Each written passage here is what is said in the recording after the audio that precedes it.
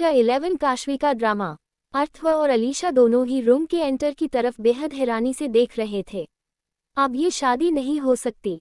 मेरी बेटी की शादी ऐसे घटिया लड़के से नहीं होगी जो खुद उसकी इज्जत न करता हो। ये शब्द थे काशवी की मां आरती के, जो कि गुस्से से भरे हुए थे। अलीशा भागकर आरती के पास गई और उनके हाथ को पकड़कर रोती हुई आवाज में बोली, बड़ी माँ, देखो ना प्रिंस अर्थव मेरी बड़ी बहन काशवी की कैसे इंसल्ट कर रहे हैं। उन्हें तो लगाता है कि काशवी का अफेयर भी चल रहा है। अर्थव, अगर तुम्हें मेरी बेटी काशवी पसंद नहीं तो तुम उससे शादी के लिए डायरेक्ट मना कर देते। इस तरीके के आधी रात में मेरी बेटी के कमरे में आकर उसके कैरेक्टर पर सवाल उठाने का अधिकार तुम्हें किसने दिया? और तुमने तो उसके साथ। आरती ने अर्थव के सामने आकर गुस्से से कहा और अपनी बात को जारी रखकर बोली, अच्छा हुआ जो तुम्हारा ये घटिया और झूठा मुखौटा उतर गया, वरना मेरी बेटी की तो जिंदगी खराब हो जाती। एक तो आप लोग ये भूल रहे हो कि आपकी बेटी मेरे पीछे प्यार प्यार करके पड़ी हुई थी और अब वो किसी और के साथ आधी रात में गायब है। उसके बाद भी आप ये सोच रही है कि मैं उस मोटी को रिस्पेक्ट दूं। अपनी उस बदचलन मोटी लड़की को आपको सबके सामने मौत की सजा देनी होगी। उसके बाद अगर आप लोग मुझसे भीख मांग कर विनती करोगे तो हो सकता है कि मैं अलीशा से शादी के लिए मान जाऊं। अर्थव ने आरती की आंखों में कॉन्फिडेंस से देखते हुए कहा और अलीशा की तरफ देखने लगा कि तभी उसके गाल पर जोर का चाटा उसे महसूस हुआ, जो आरती ने उसे अपनी पूरी ताकत से मारा था। अपनी बेटी काशवी के लिए बदचलन जैसे शब्द सुनकर आरती अपने आप को अर्थव को थप्पड़ मारने से रोक नहीं पाई, जबकि वो जानती थी कि अर्थव पंचवटी का होने वाला किंग था। एक तो तुमने मेरी बेटी के ऊपर झूठा इल्जाम लगाने के लिए उसके साथ जबरदस्ती करने की कोशिश की और अब तुम उसे मौत के हवाले करने की बात बोल रहे हो। गार्ड्स अभी के अभी अर्थव को पकड़ लो। ये यहाँ से तब तक नहीं जाएगा जब तक कि अपनी गलती मानकर मेरी बेटी से माफी नहीं मांग लेता। आरती ने बाहर खड़े गार्ड्स को आवाज लगाते हुए अर्थव को गुस्से से कहा। इस समय अर्थव और अलीशा दोनों ही शॉक थे। आखिर जबरदस्ती जैसी हरकत, वो भी काशवी जैसी अनअट्रैक्टिव चबी लड़की के साथ, अर्थव तो कभी करने का सोच भी नहीं सकता था। तो फिर आरती अपनी बेटी को बचाने के लिए ऐसे ही हवा में तीर चला रही थी या कुछ और बात थी? गार्ड्स अपनी क्वीन आरती की आवाज सुनकर भागकर कमरे में आए और अर्थव को पकड़कर खड़े हो गए। अर्थव अपने आप को गार्ड्स की पकड़ में महसूस करते ही गुस्से से सार्कास्टिक स्माइल के साथ मिसमिसाते हुए बोला, जबरदस्ती, और वो भी उस मोटी के साथ? ये क्या बकवास है? अच्छा, अब मुझे समझ आया। तुम अपनी बेटी को कैरेक्टरलेस साबित होने से बचाने के लिए मुझ पर इल्जाम लगा रही हो, मगर भूलो मत तुम्हारी बेटी अभी भी किसी और के साथ अपनी रात रंगीन कर रही है, तो मैं उसके साथ जबरदस्ती करने की कोशिश कैसे कर सकता हूँ? अलीशा आरती के पास आकर बोली, बड़ी माँ, प्रिंस बिल्कुल सच बोल रहे हैं। देखिए ना, बिग सिस्टर अपने रूम में नहीं है तो प्रिंस अर्थव उनके साथ जबरदस्ती करने की कोशिश कैसे कर सकते हैं? आरती भले ही सोम की पहली वाइफ और शिवाले की क्वीन थी, लेकिन वो अलीशा और उसकी मां मोहिन, सोम की दूसरी वाइफ के नकली मुखौटे के बारे में अच्छे से जानती थी, इसलिए वो उन लोगों से दूरी बनाकर ही रहती थी। आखिर काशवी को कई बार उसके वजन की वजह से मोहिनी और उसकी बेटी अलीशा ने सभी के सामने ह्यूमिलेट किया था, जिसके चलते काशवी ने सभी के साथ मिलना जुलना एक तरीके से बिल्कुल बंद कर दिया था। आरती ने एक गहरी सांस ली और अलीशा को घूरते हुए कर्कश आवाज में बोली, अलीशा, क्या मैं तुमसे पूछ सकती हूँ कि तुम इतनी रात को प्रिंस के साथ काशवी के कमरे में क्या कर रही थी? उद्धरण चिन्ह। अलीशा आरती का क्वेश्चन सुनकर कसमसा गई। आखिर वो आरती को ये तो नहीं बोल सकती थी कि वो खुद प्रिंस अर्थव को काशवी के कमरे में लेकर आई थी, ये दिखाने के लिए कि काशवी अपने कमरे से आधी रात में गायब है। माँ, अलीशा तो मेरी डर से भरी चीख सुनकर मेरे कमरे में आई थी जब अर्थव मेरे साथ जबरदस्ती करने की कोशिश कर रहा था। ये आवाज रूम के एंट्रेंस से एंटर हो रही काशवी की थी। अपनी गोद में सफेद पांडा के बच्चे को ले, व्हाइट गाउन ऊपर, अपने काले बालों को खुला छोड़कर अपने चेहरे पर झूठा डर ले अपनी माँ आरती से ये सब बोल चुकी थी। काशवी को कैस्टल में सही सलामत देखकर तो अलीशा दंग थी। उसे समझ नहीं आ रहा था कि काशवी उन तीनों आदमियों से बचकर सही सलामत कैसे वापस आए। ये तो आज सुबह बीच बाजार में बिना कपड़ों के बेहाल हालत में पड़ी दिखनी चाहिए थी, तो फिर ये यहाँ सबकी नज़रों से बचकर कैसे आई? अलीशा अभी यही सोच रही थी कि तभी उसने अपना ध्यान काशवी की बात के ऊपर डाला। मैं काशवी की डर से भरी चीखें सुनकर इसके रूम में आई थी। आखिर ये काशवी क्या बोल रही है?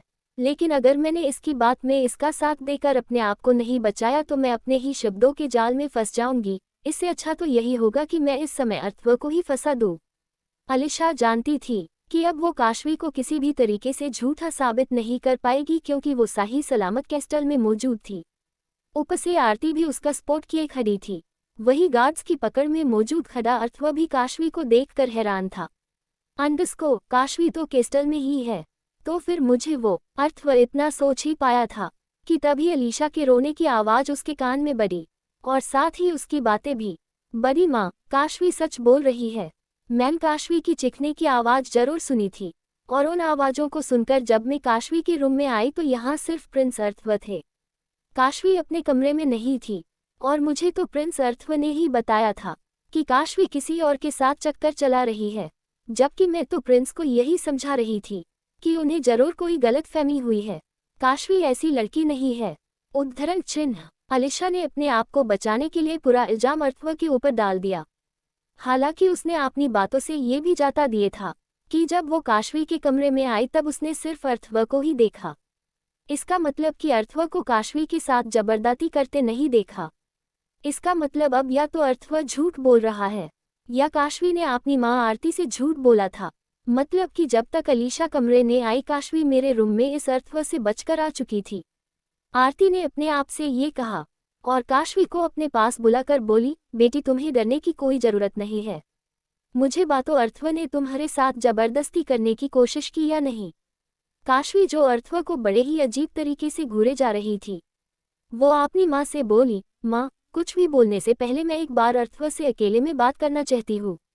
काशवी जो हमेशा डरी हुई और धीमी आवाज में सेल्फ कंसिस तरीके से बोलती थी, आज उसकी आवाज में उसकी माँ को एक अजीब सा आत्मविश्वास दिख रहा था। वो जानती थी कि काशवी अर्थव से प्यार करती थी, और हो सकता है वो उस प्यार के चलते अर्थव को एक और मौका देना चाहती हो। लेकिन आरती अपनी बेटी को ऐसे इंसान के हवाले नहीं सौंप सकती थी जो उसकी रिस्पेक्ट तक न करता हो।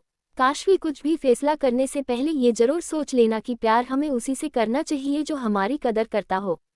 हम जैसे हैं वैसे ही वो हमें सबसे अलग और अपनी जिंदगी का हिस्सा मानता हो। सिर्फ तुम इससे एक तरफा प्यार करती हो, इसलिए प्लीज इसे बचाने के लिए इसका साथ मत देना। आरती ने ये बोलते हुए काशवी के सर पर प्यार से हाथ फेरा। काशवी को आरती के हाथ से एक बेहद अपनेपन का भाव महसूस हुआ। आखिर अब तक तो उसे कभी इस तरीके का स्पोर्ट या टच नहीं मिला था। माँ, आज मैं अर्थव के लिए अपने दिल में जो प्यार था उसे मार चुकी हूँ, इसलिए आप प्लीज चिंता मत कीजिए। मैं बस लास्ट बार अर्थव से कुछ बात करना चाहती हूँ, काशवी ने अपनी भरी हुई आवाज में आरती से कहा। अलीशा और आरती के साथ साथ अर्थव भी काशवी के मुंह से अर्थव के लिए प्यार खत्म होने की बात सुनकर पूरी तरह हैरान हो चुके थे। आखिर अर्थव से शादी करने के लिए काशवी ने क्या कुछ नहीं किया, तो फिर एकदम से काशवी के दिल से अर्थव का प्यार कैसे खत्म हो सकता था?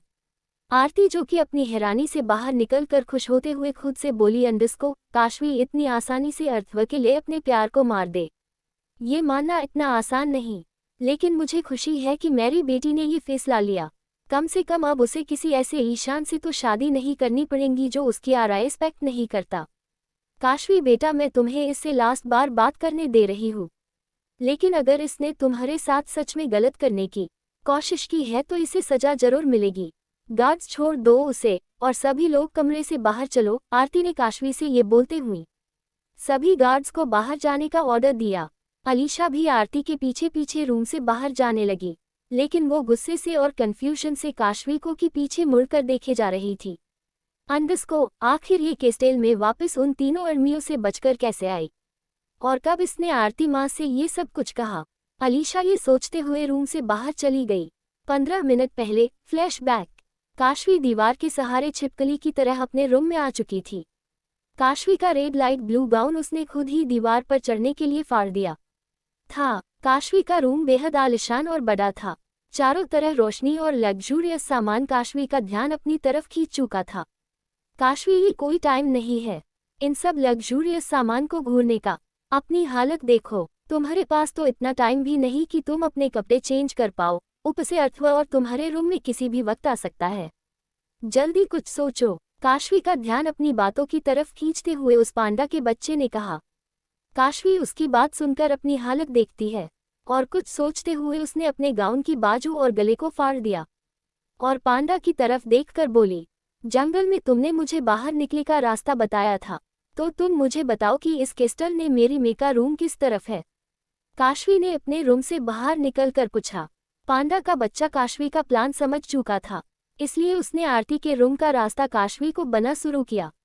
काशवी उसी रास्ते को फॉलो करते हुए आरती के रूम के बाहर खड़ी हो गई और अपनी हाफती हुई आवाज को लंबी लंबी सांसों लेकर नॉर्मल करते हुए पांडा से बोली, तुम मुझे एक बात बताओ, आखिर तुम्हें इस जगह के सभी रास्ते कैसे मालूम हैं, जबकि तुम भी मेरी तरह यहाँ गलती से आ फेस हो। काशवी का सवाल सुनकर पांडा सोच में पड़ गया और कुछ सेकंड के बाद अपने सर को झटकते हुए बोला, इस सवाल का जवाब तो मुझे भी नहीं पाता, लेकिन तुम यहाँ खड़े होकर ये सब सवाल पूछकर अपना और मेरा दोनों का टाइम खराब कर रही हो। जल्दी रूम के अंदर चलो और जो करने आए हो वो करो। काशवी ने अपने चेहरे पर रोने वाले एक्सप्रेशन लाए और रूम के गेट को खोलकर उसी हालत में आरती के सामने जाकर जोर जोर से रोने लग गई। अपनी बेटी की ऐसी हालत देखकर आरती घबराकर उसे अपने गले से लगाकर उससे उसकी हालत का कारण पूछने लगी, जिस पर काशवी ने हवाते हुए सिर एक ही बात बोली, माँ वो मेरे कमरे में अर्थव। इतना बोलते हुए काशवी जोर जोर से रोने का नाटक करने लगी। इस समय कोई भी काशवी का ड्रामा देखता तो वो यही समझता कि अर्थव ने उसके साथ उसके कमरे में जबरदस्ती करने की कोशिश की है। आरती ने भी ठीक यही सोचा और अपनी मेड को बुलाकर बोली, अंडस्को काशवी को जल्दी से दूसरी ड्रेस दो चेंज करने के लिए, मैं अभी आती हूँ। ये बोलकर आरती गुस्से में काशवी के रूम की तरफ अर्थव के लिए गुस्सा ले बढ़ गई। काशवी यहाँ बैठने से अच्छा है कि चलकर देखते हैं कि अलीशा और अर्थव का चेहरा पास से कैसा दिखता है जब उनके सामने तुम सही सलामत पहुंचोगी, पांडा के बच्चे ने कहा। काशवी ने व्हाइट गाउन पहनकर हंसते हुए कहा, तुमने तो मेरे मन की बात छीन ली, मैं भी यही बोलने वाली थी। काशवी ये बोलते हुए उस पांडा के बच्चे को अपनी गोद में उठती है और अपने कमरे की तरफ बढ़ गई, जहां इस समय अलीशा, अर्थव और आरती के बीच बातों की जंग हो रही थी। काशवी सही समय पर बोलने का इंतजार करते हुए रूम के बाहर खड़ी होकर सबकी बात सुनने में लगी हुई थी। तारांकन फ्लैशबैक एंड। रूम के अंदर काशवी बड़े ही स्टाइल से अर्थव के चारों तरफ गोल गोल चक्कर लगा रही थी। इससे पहले कि अर्थव काशवी के ऊपर गुस्सा करके ये पूछता कि उसने उसके ऊपर झूठा जबरदस्ती जा इल्जाम क्यों लगाया, काशवी अपनी सख्त आवाज में अर्थव से बोली, इस समय तुम कुछ भी बोलने की हालत में नहीं हो और अलीशा की बातों ने तो तुम्हें और भी ज्यादा मुसीबत में फंसा दिया है। अब सिर्फ मुझे अपनी माँ से ये बोलना है कि तुमने सच में मेरे साथ जबरदस्ती करने की कोशिश की है। अगर मैंने ऐसा बोल दिया तो तुम्हारा क्या होगा, ये शायद तुम सोच भी नहीं सकते। इसलिए अब मैं जैसा कहती हूँ वैसा ही करो, क्योंकि इसी में तुम्हारी भलाई है। काशवी ने ये बोलते हुए अर्थव को बिना कोई मौका दिए उसके कान में कुछ कहा, जिसे सुनकर अर्थव के चेहरे की हवाएं उड़ी हुई सी नजर आने लगी। चटवल अर्थव ने दिया काशवी का साथ। अर्थव ने काशवी की बात सुनकर अपनी हैरानी दिखाई और खुद से बोला, काशवी की हाँ में हाँ मिलना ही सबसे सही रास्ता है इस समय। वैसे भी अलीशा जैसी चालक लोमड़ी पहले ही मुझे फंसाने के लिए क्वीन आरती से बहुत कुछ बोल चुकी है। अपनी निगाहें अर्थव ने काशवी की तरफ घुमाए और शांत आवाज में बोला, ठीक है, मैं वैसा ही कहूँगा जैसा कि तुमने कहा है, लेकिन मुझे एक बात समझ नहीं आ रही कि तुम उसे बचाना क्यों चाहती हो, जबकि उसने ही मुझे लेटर लिखकर यहाँ आने के लिए कहा था। प्रिंस अर्थव, अलीशा मेरी बहन है और उसने मुझे फंसाने के लिए जो कुछ भी किया उसकी पनिशमेंट उसे जरूर मिलेगी, लेकिन इस समय नहीं, तो आप ये सब बातें छोड़ो और मेरा साथ दो। काशवी ने ये बोलते हुए रूम के बाहर खड़ी अपनी माँ और अलीशा को आवाज लगाए, माँ, अलीशा आप लोग आ जाए, अब सब कुछ साफ हो गया है, सारी गलत फहमी भी दूर हो गई। काशवी की आवाज सुनकर अलीशा और आरती अंदर आई और काशवी की तरफ देखने लगी। इससे पहले कि आप अपने सवालों को पूछना शुरू करो, ये लीजिए लेटर जो मुझे इस महल के ही किसी खास ने भेजा है, जिसमें लिखा है कि काशवी आज रात अपने आशिक के साथ कैस्टल से भागने वाली है। अगर अपनी होने वाली पत्नी को किसी और के साथ भागता नहीं देखना चाहते तो केस में इसी समय आ जाना। अर्थव ने अपनी पॉकेट में से एक लेटर निकालकर क्वीन के हाथ में रख दिया और अपनी बात को जारी रखकर बोला, इस लेटर की वजह से मैं कैस्टल में आया था। जब मैं काशवी के रूम में आया तो यहाँ पहले से एक लड़का अपने चेहरे पर मास्क लगाए काशवी को अपने साथ ले जाने की कोशिश कर रहा था। मुझे लगा कि उसी लड़के के साथ काशवी भागने वाली है, इसलिए मेरी उससे हाथापाई हुई, लेकिन वो मुझे चकमा देकर भाग खड़ा हुआ। साथ ही काशवी भी कमरे से गायब हो गई थी। इसलिए मैं तो यही सोच रहा था कि वो दोनों एक साथ मुझे चकमा देकर भाग गए हैं। उद्धरण चिन्ह। अर्थव ने ये बोलते हुए काशवी को देखा और उसके बाद हैरानी से उनकी बात सुन रही अलीशा को। काशवी बेटी, क्या ये सच है कि अर्थव से पहले तुम्हारे कमरे में कोई तुम्हारे कमरे में था और उसने ही तुम्हारे साथ जबरदस्ती करने की कोशिश की? क्या अर्थव बेकसूर है? अपने हाथ में ले रखे लेटर को बड़ी हैरानी से पढ़ रही क्वीन ने अपनी बेटी से पूछा। हाँ माँ, ये सच है। उस लड़के ने अपने चेहरे पर मास्क लगा रखा था और वो मुझे जबरदस्ती अपने साथ ले जाने की कोशिश भी कर रहा था।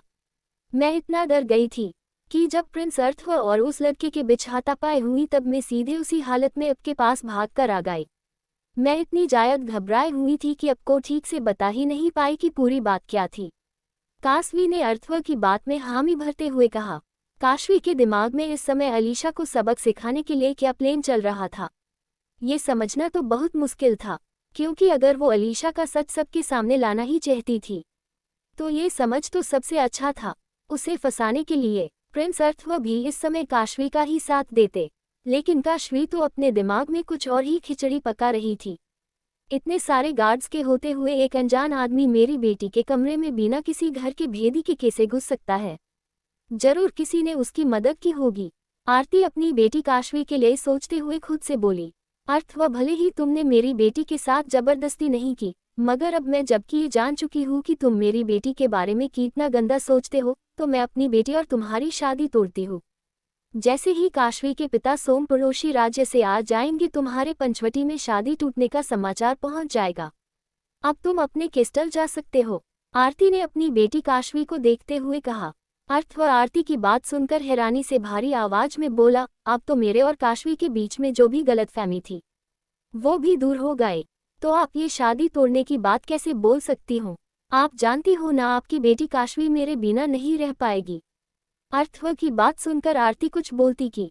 काशवी अपने गले में से सख्त आवाज निकालकर अर्थव से बोली, मुझे लगता है तुम शायद भूल रहे हो मैंने कुछ देर पहले क्या बोला था। अब मेरे दिल में तुम्हारे लिए कोई प्यार नहीं, तो मैं तुम्हारे बिना क्यों नहीं जी पाऊंगी? वैसे अब तो तुम्हारी गलतफहमी दूर हो ही गई होगी।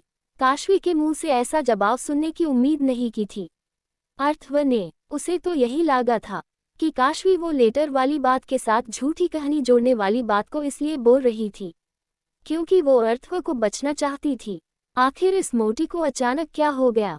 ये शादी तोड़ने की बात कैसे बोल सकती है? आज से पहले भी तो मैंने इसे कितनी बार नीचा दिखाया है, लेकिन इसने एक बार भी मुझसे कोई सवाल नहीं किया, लेकिन आज तो ये सिर्फ छोटी सी बात पर इतना ज्यादा रिएक्ट कर रही है। अर्थव हैरानी से अभी ये सोच ही रहा था कि अलीशा बीच में आकर बोली, अंडस्को बिग सिस्टर, आप ये क्या बोल रही हो? मुझसे पता है आप इस समय प्रिंस से गुस्सा हो इसलिए शादी तोड़ने की बात बोल रही हो, लेकिन जब आपका गुस्सा शांत हो जाएगा आपको बहुत बुरा लगेगा। इसमें कोई शक नहीं था कि अलीशा शादी टूटने की बात सुनकर मन ही मन बहुत खुश हो रही थी, लेकिन वो अपनी ये खुशी छिपाते हुए काशवी को कन्विंस करने में लगी हुई थी। काशवी ने एक तिरछी नज़र से अलीशा को देखा और सरकास्टिक स्माइल के साथ बोली, मेरी प्यारी बहन अलीशा, मैं प्रिंस से बिल्कुल भी गुस्सा नहीं हूँ। आखिर उन्होंने तो आज मुझे उस अनजान आदमी से बचाया है, लेकिन अब मैं उनसे शादी नहीं करना चाहती। अलीशा अच्छे से जानती थी कि काशवी झूठ बोल रही थी। आखिर अलीशा और प्रिंस अर्थव दोनों ही एक साथ काशवी के रूम में आए थे, तो फिर प्रिंस अर्थव ने काशी को कब बचाया? मुझे पता है काशवी के दिमाग में जरूर कोई बड़ी प्लानिंग चल रही है, लेकिन अचानक इसके बिहेवियर में इतना बड़ा चेंज कहाँ से आ गया? ये तो बिल्कुल ऐसे बिहेव करने लगी है जैसे इसे कोई फर्क ही नहीं पड़ता शादी टूटने से। अलीशा काशवी के बिहेवियर को देखते हुए ये सब सोच ही रही थी कि तरफ तभी काशवी ने अपनी गोद में ले रखे पांडा के ऊपर अपना हाथ फेरा और उसे सहलाते हुए बोली, वैसे अभी अभी मेरी माँ ने भी सुना कि प्रिंस अर्थव मुझे एक चबी और डम प्रिंसेस से ज़्यादा और कुछ नहीं समझते और ना ही वो मेरी रिस्पेक्ट करते हैं, तो इस हालत में मैं तो ऐसे इंसान से शादी नहीं कर सकती। लेकिन अलीशा मेरी छोटी बहन है और मुझसे बिल्कुल अपोजिट भी है, खूबसूरत, स्लिम, ट्रिम और इंटेलिजेंट, तो क्यों ना अलीशा और प्रिंस अर्थव की मैरिज फिक्स कर दी जाए। वैसे भी प्रिंस अर्थव पंचवटी के होने वाले किंग हैं, तो मुझे नहीं लगाता मेरी प्यारी बहन अलीशा को इससे कोई भी दिक्कत होगी। काशवी ने रूम में मौजूद सभी के होश उड़ाते हुए ये सारी बातें बिना रुके बड़े ही सार्कास्टिक वे में कह दी थी। काशवी की बात सुनकर सभी अपने अपने मन में अलग अलग तरह के सवाल सोचने लगे। लेकिन काशवी की बात सुनकर सबसे बड़ा झटका प्रिंस अर्थव को लगा। मुझे काशवी इस समय बिल्कुल भी समझा नहीं आ रही, लेकिन मुझे तो ये बात सुनकर खुश होना चाहिए कि अब मेरी शादी इस मोटी और बिना दिमाग की लड़की काशवी के साथ नहीं बल्कि सेक्सी और ब्यूटी विद ब्रेन वाली अलीशा के साथ होने की बात हो रही है। लेकिन फिर मुझे इस बात की खुशी कम और हैरानी ज़्यादा क्यों हो रही है? आखिर काशवी को अचानक से कौन से दोहरे पड़ने लगे जो वो मुझे ऐसा फील करवाने में कामयाब हो रही है? प्रिंस अर्थव ये सोचते हुए काशवी को ही हैरानी से देख रहा था। आखिर काशवी जैसी चबी प्रिंसेस अर्थव जैसे अट्रैक्टिव और होने वाले किंग को शादी के लिए कैसे माना कर सकती थी? माँ मुझे बता है, हो सकता है आपको मेरी बात सुनकर हैरानी हो रही हो, लेकिन मैं प्रिंस अर्थव से शादी नहीं करना चाहती। लेकिन इसका मतलब ये नहीं कि पिताजी ने और प्रिंस के दादाजी ने जो दोनों राज्य को बीच रिश्ता जोड़ने की सोच रखी थी, वो टूट जाएगी। आप पिताजी के आते ही प्लीज उनसे बात करना कि वो मेरी और अर्थव की शादी की जगह अलीशा और अर्थव की शादी करवा दे, ताकि दोनों राज्य को बीच में रिश्ता बन जाए। काशवी ने तो ये बोलकर आरती की मुंह की बात छीन ली थी। आरती ने खुद से कहा, अलीशा अर्थव के रूड बिहेवियर को इग्नोर करके उसके स्टेट्स के चलते उससे शादी जरूर कर लेगी। आखिर अलीशा को बचपन से ही वही चाहिए होता था जो मेरी बेटी काशवी को सबसे ज्यादा पसंद होता था। ये सोचते हुए ही आरती ने काशवी को खुशी से कहा, मेरी बेटी ने तो आज मुझे हैरान कर दिया ये फैसला लेकर। लेकिन मैं बहुत खुश हूँ आज, और तुम्हारे पिताजी के वापस आते ही मैं उनसे इस बारे में बात करूंगी। ये बोलकर आरती ने अलीशा की तरफ देखा। अलीशा चलो अब मेरी बेटी को कुछ देर आराम करने दो। ये बोलते हुए उसने एक नज़र अर्थव पर डाली और उससे भी बोली, प्रिंस आप भी अब अपने महल लौट जाए, और हाँ आज अपने मेरी बेटी की मदद की उसके लिए थैंक यू।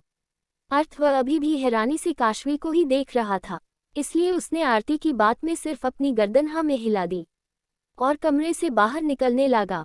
सभी के रूम से जाते ही काशवी ने एक गहरी सांस ली और झट से दरवाजा बंद करके पांडा से जैसे ही उसने कुछ बोलने के लिए अपना मुंह खोला, पांडा ने उससे पहले ही हैरानी से पूछा, काशवी मुझे तो तुम्हारा आज का ड्रामा कुछ समझ नहीं आया। आखिर तुम्हारे दिमाग में चल क्या रहा था?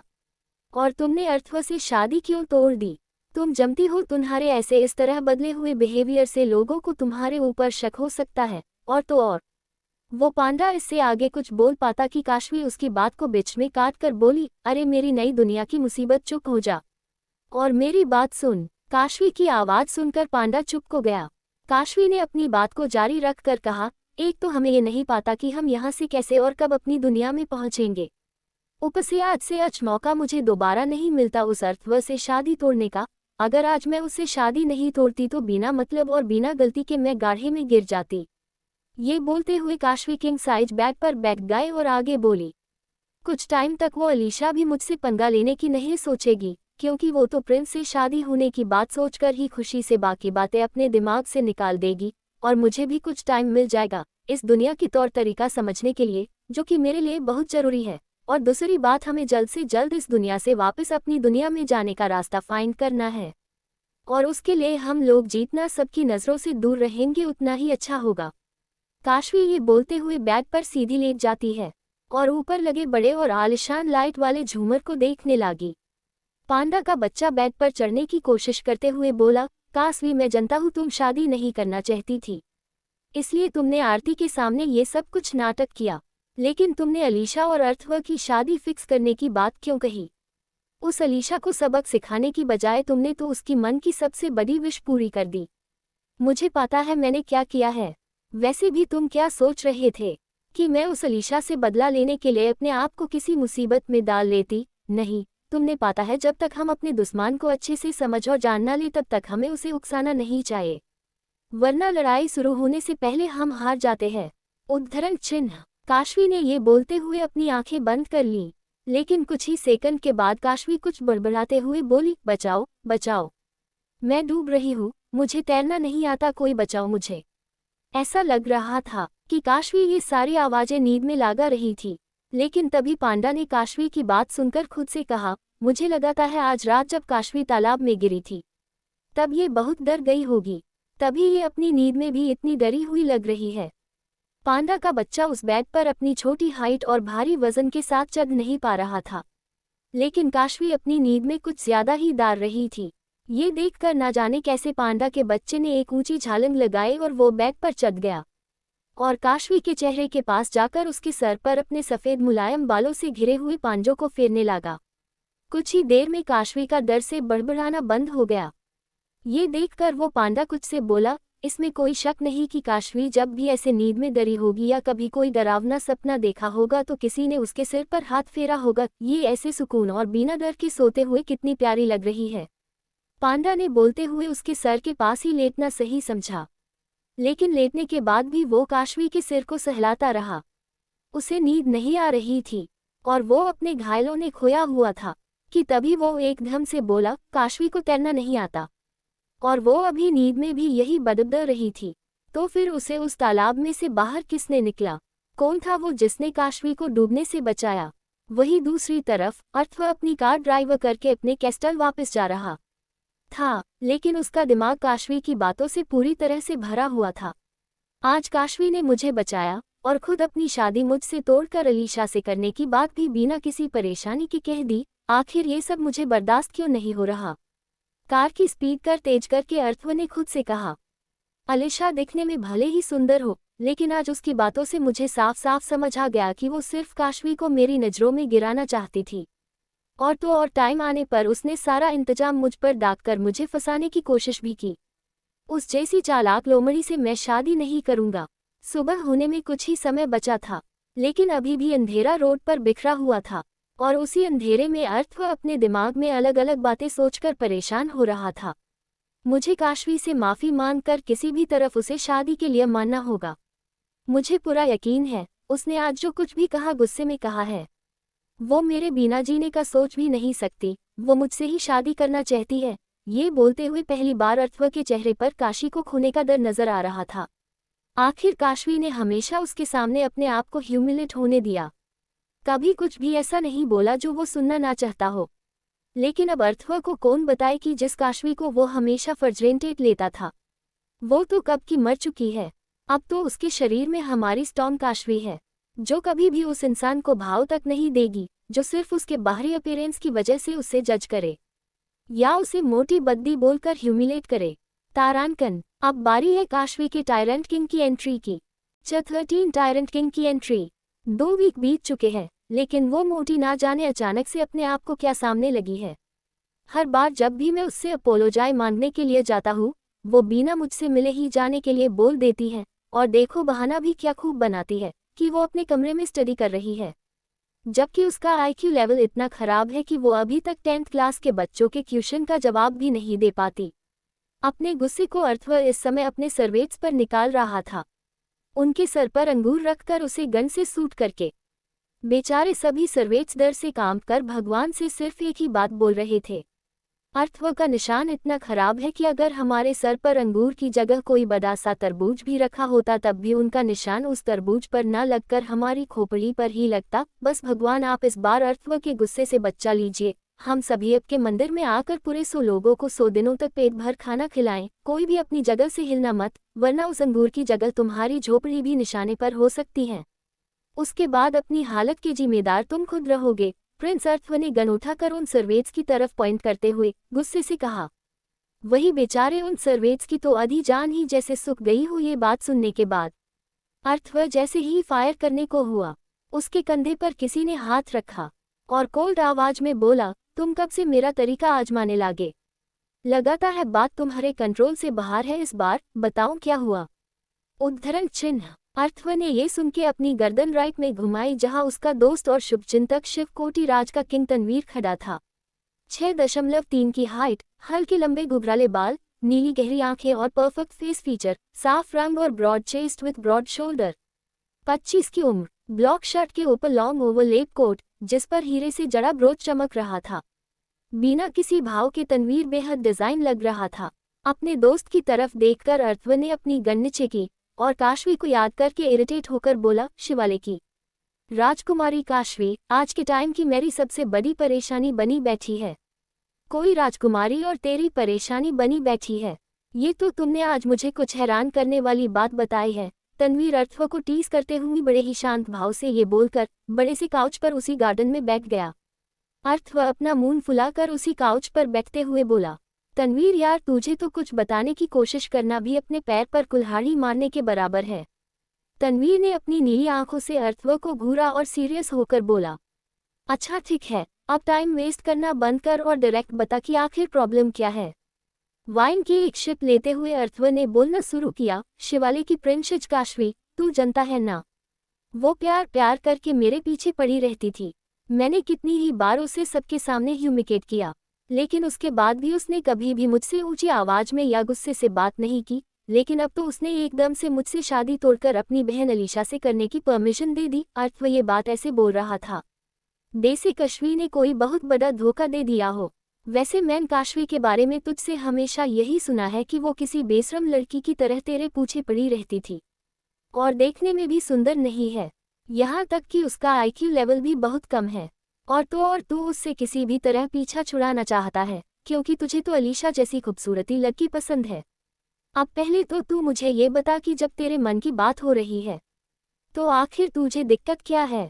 काशवी ने तो खुद तेरा पीछा छोड़ दिया और तेरे लिए बिल्कुल वैसी लड़की भी खोज दी जैसी तेरी पहली पत्नी होनी चाहिए, तो काशवी से अब तुझे क्या प्रॉब्लम है। उद्धरण चिन्ह। तनवीर की बात सुनकर अर्थव एक पल के लिए सोच में डूब गया और खुद से बोला, हाँ काशवी ने खुद मेरा पीछा छोड़ दिया, लेकिन मैं उसे जाने नहीं देना चाहता। मुझे नहीं पता क्यों, लेकिन अब मैं उससे ही शादी करना चाहता हूँ। अर्थव को सोच में डूबा देखकर तनवीर ने उसे टोकते हुए कहा, अच्छा ठीक है, मुझे पता है अब तू काशवी को लेकर परेशान क्यों है।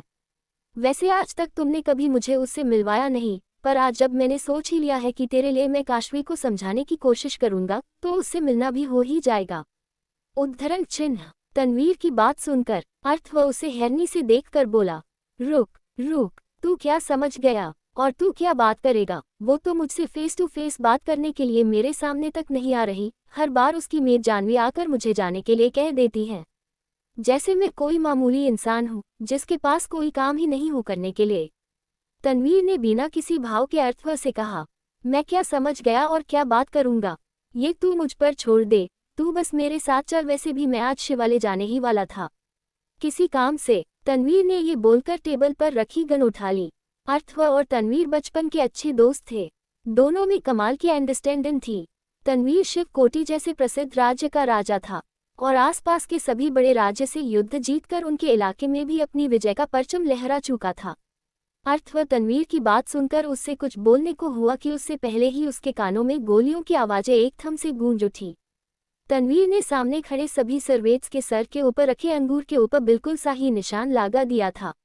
वहां खड़े कुछ सर्वेट्स तो अचानक फायर की आवाज सुनकर डर से अपनी पैंट गिले कर चुके थे। आखिर तनवीर ने बिना उन लोगों को वार्न किए गन से फायर जो कर दिया था।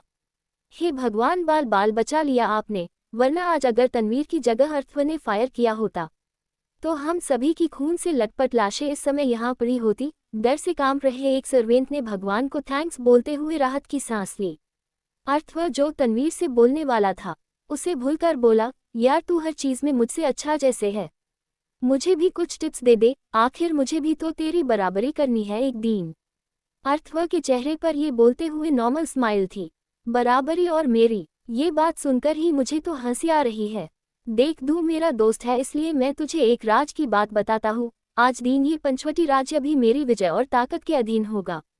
तनवीर ने ये बोलते हुए अपने हाथ में से गन वही जमीन पर गिरा दी और गार्डन से चलकर केस्ट के कैंटस पर खड़ी अपनी ब्लैक मर्सिडीज के पास जाने लगा।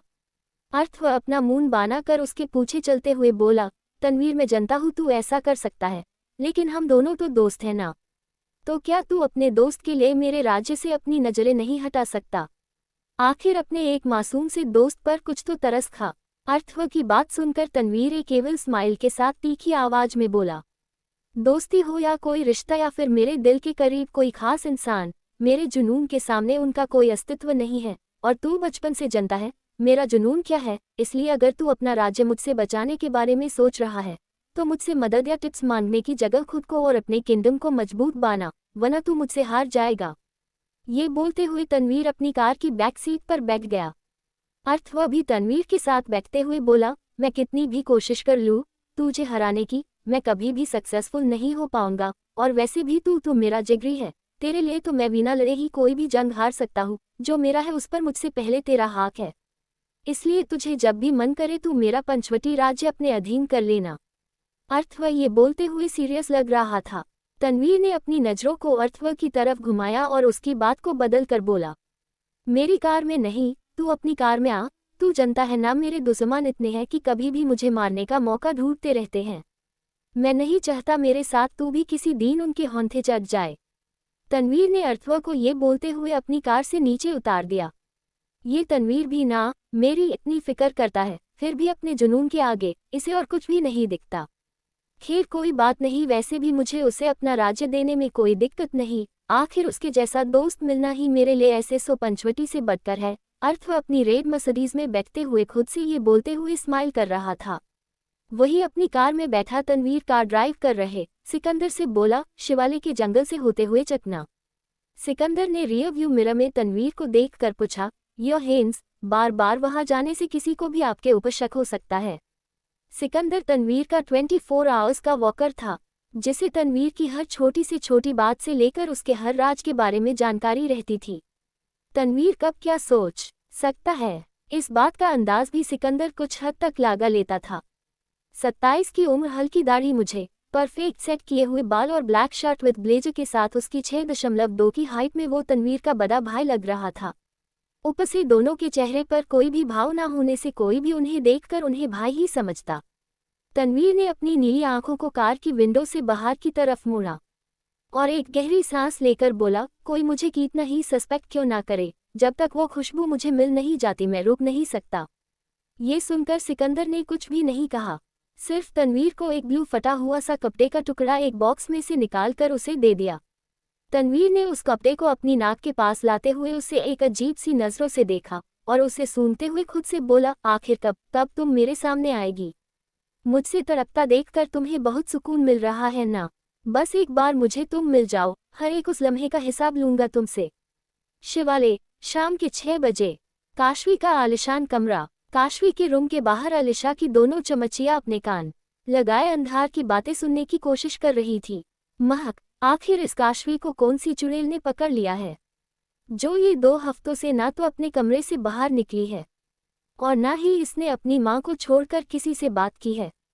रिया ने अपने साथ खड़ी महक से बड़े ही अजीब तरीके से कहा, रिया मुझे तो ये नहीं पता, लेकिन कमरे से बाहर निकले की बात छोड़िए तो प्रिंस अर्थव को भी कई बार इंतजार करवाकर उन्हें जाने को बोल चुकी है। अचानक से ये मोटी इतनी कैसे बदल गई? महक ने ये बोलते हुए अपने सर को खुजलाया।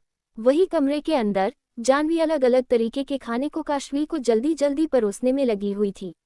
अपने सफ़ेद पांडा के साथ बैठी काशवी पीले रंग के गाउन को पहने कई दिनों से भूखी भीखरान की तरह खाना खाए जा रही थी। पिछले 2 हफ्ते से जानवी भी काशवी को ऐसे देखकर हैरान थी, लेकिन उसे लगाता था कि काशवी अर्थव से शादी टूटने के गम में ऐसे जायदा खाना खाने लगी है, वरना वो तो हमेशा अपना वजह कम करने के लिए दिन में सिर्फ एक बार ही खाना खाती थी। अब जानवी को कौन बताए कि उसके सामने जो काशवी मौजूद है, उसने तो कभी इतने अलग तरीके के आलिशान महल में रहकर बेस्ट सेफ के हाथों से बने खाने के बारे में सोचा भी नहीं था।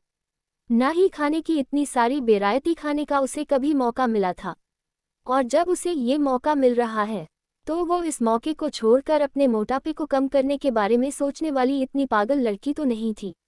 इन सब में सिर्फ एक बात अजीब थी, काशवी जितना ज्यादा खा रही थी उसका वजन बढ़ने की बजाय कम हो रहा था।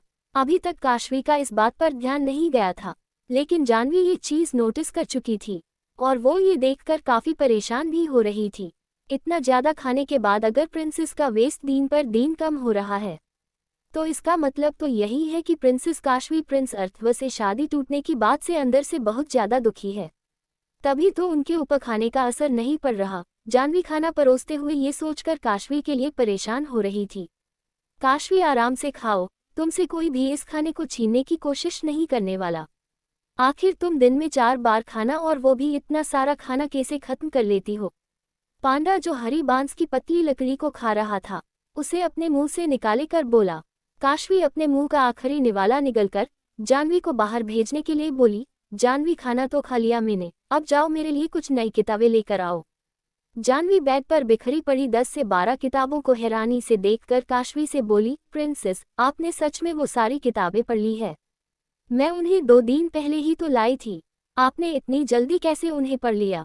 जानवी की हैरानी को दूर करते हुए काशवी अपना मुंह लटकाकर नाटक करते हुए बोली, जानवी, तुम तो जानती हो मैंने अर्थव से इतने सालों से प्यार किया, और अब अचानक से उसे खोने के बाद मुझे अपना ध्यान किसी और जगह लगाने के लिए इन किताबों से अच्छी जगह और कहाँ मिल सकती है, इसलिए मैंने इन्हें जल्दी पढ़ लिया।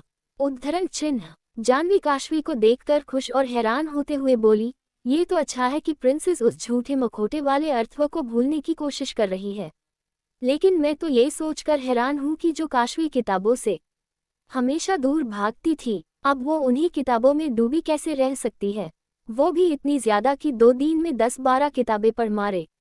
जानवी खुद से ये बोलते हुए बेड पर बिखरी पड़ी किताबों को उठाकर कमरे से बाहर निकल आती है। काशवी जानवी के जाते ही उठकर बेड पर सीधी लेट गई। बेचारी जानवी से झूठ बोलते हुए मुझे अच्छा तो नहीं लग रहा, लेकिन उसे मैं अपने ऊपर शक भी तो नहीं होने दे सकती। काशवी, तुमने अभी तक इस दुनिया के बारे में किताबें पढ़कर बहुत कुछ जान लिया है, अब तुम कब तक ऐसे ही अपने कमरे में रहकर टाइम वेस्ट करने वाली हो? पांडा के बच्चे ने काशवी से पूछा। अरे मेरे शुभचिंतक, मेरे क्यूटी, बस 1 और दिन, उसके बाद मैं इस दुनिया को क्रिस्टल से बाहर जाकर देखूंगी, ठीक ना? ये बोलते हुए काशवी ने उस पांडा के बच्चे के गालों को छुआ। काशवी, मैंने कितनी बार कहा है, मुझे क्यूटी मत बोला करो, मुझे ये नाम बिल्कुल भी पसंद नहीं, फिर भी तुम मुझे पिछले 2 हफ्तों से इसी नाम से बुला रही हो। काशवी की बात सुनकर पांडा ने गुस्सा करते हुए कहा, काशवी को तुम्हें क्यूटी नाम से बुलाना अच्छा लगाता है, आखिर तुम इतने ज्यादा क्यूट जो हो। काशवी ने ये बोलते हुए उस पांडा को अपनी गोद में बैठा लिया। तभी गेट के बाहर से काशवी को जोर जोर की आवाजें सुनाई देने लगी। जोर जोर। वैसे पांडा के लिए आप कोई क्यूट सा नाम सजेस्ट करना चाहते हैं तो प्लीज कमेंट में बता दीजिएगा, मुझे बहुत अच्छा लगेगा। Thank you. 14, ये कंगन तो उसी का है, ये आवाजें कैसी है? काशवी ने अपने कमरे से आ रही आवाजों को सुनकर हैरानी से कहा। क्यूटी पांडा का बच्चा ने भी वो आवाजें सुनी और काशवी से बोला, मुझे तो लगाता है जानवी की किसी से लड़ाई हो गई है, यहाँ बैठने से अच्छा है कि बाहर चलकर देखा जाए, मुझे अपनी गोद में उठाओ और कमरे से बाहर चलो। काशवी ने झट से क्यूटी को अपनों गोद में उठाया और अपने कमरे से बाहर आई, जहाँ जानवी और अलिशा की दोनों चमचियों के बीच कैट फाइट चल रही थी। जानवी, क्या हुआ? काशवी ने जानवी से पूछा और महक और रिया को घूर के देखते हुए अंगे बोली, ये दोनों कौन है और यहाँ मेरे कमरे के पास क्या कर रही है? जानवी और अलिशा की दोनों चमचियां अपनी कैट फाइट को भूलकर काशवी की बात सुनकर उल्टा उसे ही हैरानी से देखने लगी। तभी काशवी को समझ आया कि उसने कुछ ऐसा बोल दिया था जो उसे नहीं बोलना चाहिए था। इस मोटी को तो देखो, सिर्फ 2 हफ्ते से अपने कमरे से नहीं निकली तो ये भी भूल गई कि हम दोनों अलीशा की मेड है। महक ने रिया की तरफ देखकर हल्के से बुदबुदा कर कहा। काशवी अभी तक महल में आधे से ज्यादा लोगों से नहीं मिली थी और ना ही वो उन्हें उनके नाम के साथ जानती थी। जानवी ने काशवी को हैरानी भरी नजरों से देखकर कहा, प्रिंसेस, आप ये क्या बोल रही हो? आप इन दोनों को तो बहुत अच्छे से जानती हो। प्रिंसेस अलिशा की ये दोनों सबसे बड़ी चमची है और ये हमेशा उनके कहने पर हर किसी की जासूसी करती रहती हैं। जहां मौका मिला ये दोनों अपनी नाक घुसाने पहुंच जाती हैं। डेसे अभी यहाँ आ गई। जानवी की बात सुनकर काशवी उन तीनों की अपने ऊपर शक करने का मौका बिल्कुल भी नहीं दे सकती थी। वो, मेरा मतलब है कि ये दोनों अपना काम छोड़कर मेरे कमरे के पास क्या कर रही है? काशवी ने बात को बदलते हुए कहा, प्रिंसेस, इन दोनों के पास और कोई काम ही नहीं होता सिवाय अलीशा के लिए खबरें लाने के। ये दोनों जरूर यहाँ खड़ी होकर हमारी बातें सुनने की कोशिश कर रही होंगी, चमचिया कहेगी। जानवी ने महक और रिया को टोंट मारते हुए कहा और काशवी के कान में जाकर धीरे से बोली, प्रिंसेस, ये दोनों जरूर आपको रोते हुए देखने आई होंगी, आपने अर्थव से शादी तोड़कर उसे खोजो दिया इसलिए। जानवी की बात सुनकर काशवी रिया और महक को देखकर नाटक करते हुए बोली, जानवी, तुम तो जानती हो ना मैंने अर्थव से शादी तोड़कर कितनी बड़ी गलती की है।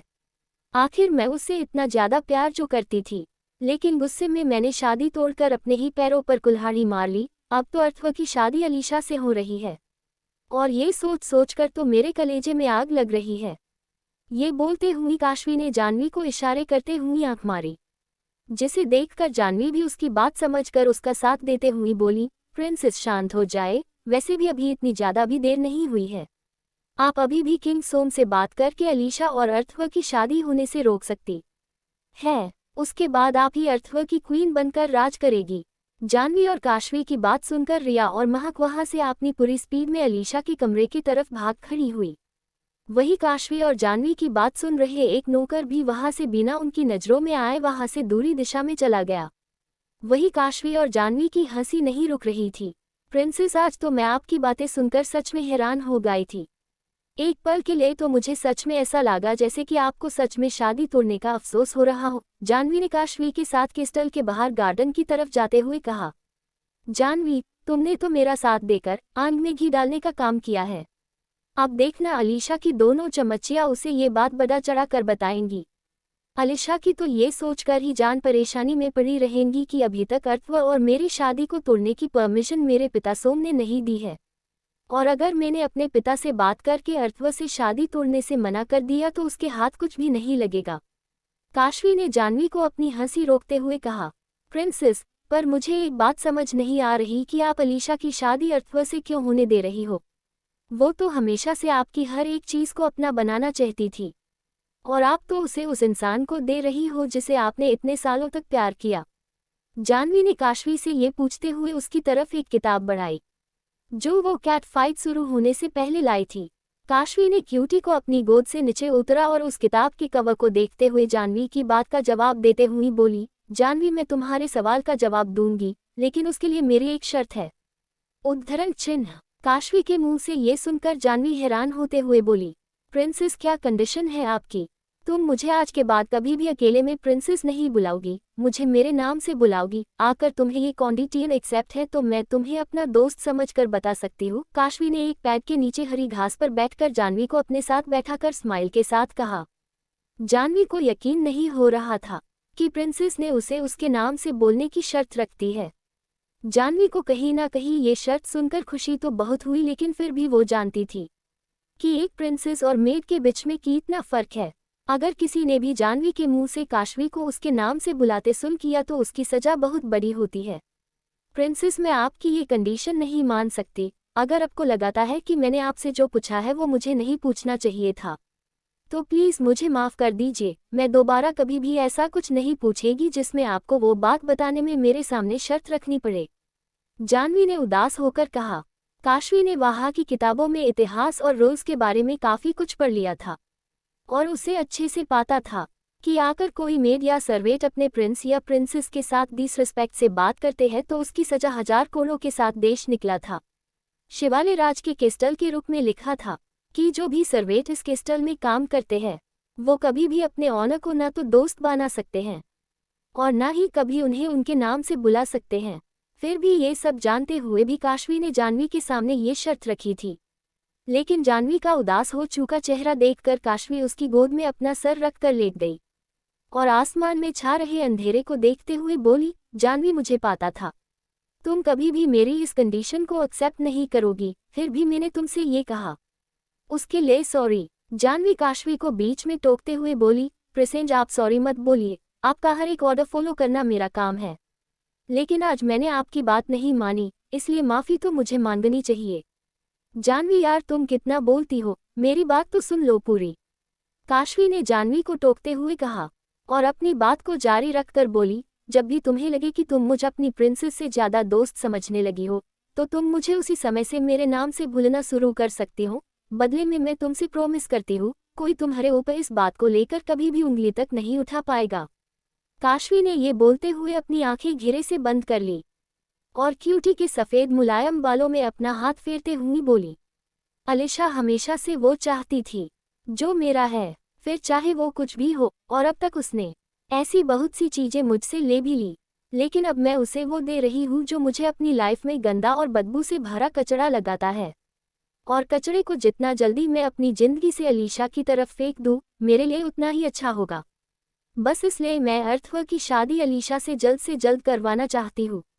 आज जो कुछ भी हुआ उसके बाद अलीशा खुद किंग सोम से बात करके अर्थव और उसकी शादी जल्द से जल्द करने का जोर देगी और मेरा पीछा उस अर्थव से हमेशा के लिए छूट जाएगा। जानवी काशवी की बातें सुनकर अपने मन में सवालों से घिरी हुई थी। ये मेरी प्रिंसेस काशवी नहीं है, आखिर ये जब से इतनी समझदार बन गई और एकदम से इतनी स्टॉर्म कैसे हो गई कि अर्थव को कचरा समझकर अलीशा को देने में उन्हें कोई भी दिक्कत नहीं। जानवी हैरान होने की जरूरत नहीं, मैं जानती हूँ पिछली 2 वीक में तुम मुझे पूरी तरह बदला हुआ महसूस कर रही हो, और तुम बिल्कुल सही समझ रही हो, मैं तुम्हारी वो पहले वाली काशवी नहीं हूँ। काशवी ने अपनी आंखों को खोलकर जानवी से सीरियस होकर कहा, आप हमारी प्रिंसेस काशवी नहीं, ये आप क्या बोल रही हो? जानवी ने घबराहट से काशवी से पूछा। जानवी रिलैक्स, इतना घबराने की जरूरत नहीं है। तुम्हें याद है आज से 2 हफ्ते पहले मैं तुम्हें जंगल के बाहर शहर की सड़कों पर घबराई हुई सी मिली थी। काशवी ने जानवी के कंधे पर हाथ रखकर कहा, हाँ मुझे याद है, उसी रात तो आपने अपनी शादी अर्थव से तोड़ी थी। जानवी ने सीरियस होकर जवाब दिया, उस रात मैं जंगल में 3 आदमियों के हाथों से बर्बाद होते होते बची थी। मुझे नहीं पता कि वो 3 आदमी मुझे कहाँ से या कैसे किडनैप करके उस जंगल तक ले गए थे, लेकिन मैंने उनके मुंह से सुना था कि उन्हें अलीशा ने भेजा था मेरे साथ जबरदस्ती करके मुझे बिना कपड़ों के बीच मार्केट में फेंकने के लिए। काशवी ये बोलते हुए अलीशा के लिए अपनी आंखों में गुस्सा साफ दिखा रही थी। क्या अलीशा इतना नीचे गिर गई? जानवी ने भी ये बात सुनकर हैरानी से कहा, हाँ वो इतना नीचे गिर गए। तब मुझे समझ आया कि अलीशा मुझसे सिर्फ वो सब नहीं छीनना चाहती जो मेरा है, बल्कि वो मुझसे इतनी नफरत करती है कि वो मुझे दर्दनाक मौत भी देना चाहती है। उसी पल मैंने सोच लिया था कि मैं अलीशा को इतनी आसानी से नहीं छोड़ूंगी। अर्थव को उसे देना मेरे बदले की पहली चाल थी। काशवी ने ये बोलते हुए क्यूटी की तरफ देखकर आगे कहा, जानवी मैं अब तुम्हारी पहली वाली काशवी नहीं रही, क्योंकि उस एक रात ने मुझे पूरी तरह अंधार से बदल दिया है। और अगर तुम अब ये सोचती भी हो कि मैं तुम्हारी पहले वाली प्रिंसेस काशवी नहीं रही तो तुम बिल्कुल सही सोचती हो। जानवी काशवी की बात सुनकर उसके बदले हुए बिहेवियर को अब सजने की हालत में आ चुकी थी। प्रिंसेस मुझे नहीं बता कि आप अलीशा से कैसे बदला लेने का प्लान बना रही है, लेकिन मैं आपके साथ हूँ और हर तरीके से आपकी मदद करूंगी। जानवी ने काशवी के गले लगकर कहा। ये शायद पहली बार था जब काशवी को किसी इस तरह से गले लगाया हो और उससे कहा हो कि वो उसके साथ है। ऐसा लग रहा था अब काशवी को एक दोस्त मिल चुकी थी। काशवी की आंखों में नमी आ गई। क्यूटी काशवी की आंखों में नमी देखकर बोला, काशवी तुम जितनी जल्दी यहाँ अपनी खुशियाँ ढूंढ लोगी, मैं उतनी जल्दी यहाँ से जा पाऊंगा। वही शिवालय के जंगल में रात के 8 बज रहे थे। हवा में ठंडक और नमी के साथ एक सन्नाटा तनवीर के कानों में और शरीर में महसूस हो रही थी। जंगल में उसी तालाब के पास खड़ा तनवीर इस समय बेहद बेचैन लग रहा था। अपनी नीली आंखों में बेचैनी लिए वो उस तालाब के पानी को घूर रहा था। तभी उसके कानों में हवा को चीरते हुई सिकंदर की कोल्ड आवाज गई, यो हेंस, पूरा जंगल और पूरा शहर हमारे लोगों की तेज आंखों से स्कैन हो चुका है, लेकिन आपको जिसकी तलाश है वो नहीं मिली। तनवीर ने अपनी नीली आंखों को सिकंदर की तरफ घुमाया और उसकी तरफ बढ़कर तीखी आवाज में बोला, पिछले 2 हफ्तों से मैं अपने शिवकोटी राज्य को छोड़कर यहाँ उसे ढूंढते ढूंढते तड़प रहा हूँ, और तुमने इतनी आसानी से कह दिया कि वो नहीं मिल रही। मुझे वो किसी भी कीमत पर चाहिए। शिवालय के आसपास के सभी इलाकों में ढूंढो, जरूरत पड़े तो लाखों लोगों को इस काम में लगा दो, लेकिन वो मुझे मेरे सामने चाहिए। तनवीर की आवाज में किसी को ढूंढने की सनक और तड़प साफ पता चल रही थी, और उसकी आंखें भी किसी को देखने के लिए तड़प रही थी। सिकंदर ने तनवीर की बात में हामी भरी और अपने फोन से किसी को मैसेज कर दिया, यो हेंस, रात हो चुकी है और प्रिंस अर्थव काशवी से मिलने के लिए क्रिस्टल में पहुंच गए होंगे, तो आप। सिकंदर इतना बोल ही पाया था कि तनवीर बीच में अपना मुंह फेरते हुए बोला, नहीं मैं आज रात नहीं जाने वाला, इस समय मुझे कुछ समय के लिए अकेला छोड़ दो। तनवीर ने ये बोलकर कर अपने कदमों को तालाब से दूर एक पेड़ की तरफ बढ़ा दिया। ये वही पेड़ था जहां काशवी तालाब में गिराने के बाद आग के सामने बेहोश बैठी हुई थी। लकड़ी की राख अभी भी इस पेड़ के नीचे पड़ी हुई थी। तनवीर उस पेड़ के नीचे बैठ गया और उस राख को देखते हुए उसने अपनी पॉकेट में से वो फटा हुआ नीला कपड़ा निकला और उसे अपनी नाक के पास ले जाकर सूंघने लगा। उस दिन मैंने उन 3 लोगों को तो जिंदा जला दिया था, लेकिन आकर किसी और ने उसे नुकसान पहुंचाया होगा तो। तनवीर ये सोचते हुए गुस्से से लाल हो गया और उसके राइट हैंड में से अपने आप आग निकालने लगी। पास खड़े सिकंदर ने जैसे ही ये देखा वो भागकर तनवीर के पास गया और उसके हाथ पर ब्लू कपड़ा रखकर हल्के दुख भरे भावों को दिखाकर बोला, यो हेंस, आप ठीक तो हो ना? सिकंदर, ये आग मुझे कोई नुकसान नहीं पहुंचा पाती, लेकिन फिर भी तुम हर बार मेरे हाथ में आग देख उदास क्यों हो जाते हो?